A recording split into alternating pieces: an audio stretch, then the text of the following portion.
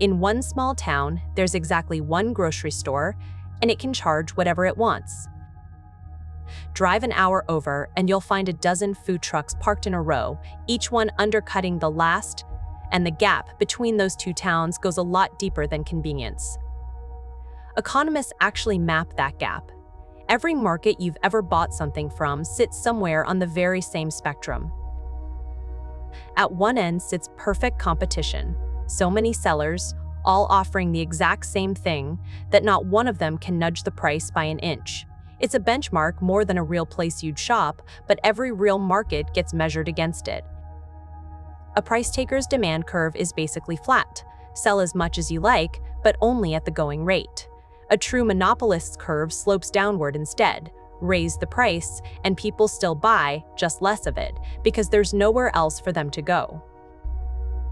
That's exactly why the isolated shop can charge more. With real pricing power, its markup over cost stays wide, while a food truck squeezed by 11 identical rivals gets driven down to the bare cost of the burger. But almost nothing sits at either extreme. Take an airline. There are only a few of them on any given route, and each one watches the others. Cut your fare, and rivals cut theirs right back. Unlike a price taker, which just accepts the going rate and never has to think about a rival's next move, an oligopolist's pricing is a constant guess about what the competition does next.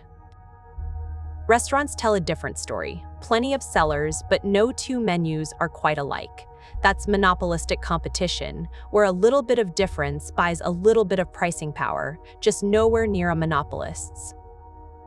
So really there are 4 rows on that map, not 2, how many sellers, how alike their product is, and how easily someone new can walk in and compete.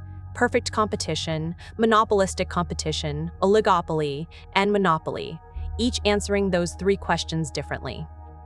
So what actually decides where an industry lands? The gate is barriers to entry. A patent that blocks copycats, a scale advantage nobody else can match, a license that's hard to obtain. And monopoly here doesn't just mean big and famous, it means no close substitute, and a real barrier keeping everyone else out.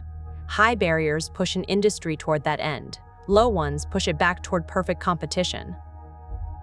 That single hinge explains why your cable company barely competes on price, while a dozen coffee shops fight over your morning order, and why a sheltered industry feels so much less pressure to innovate than a crowded one.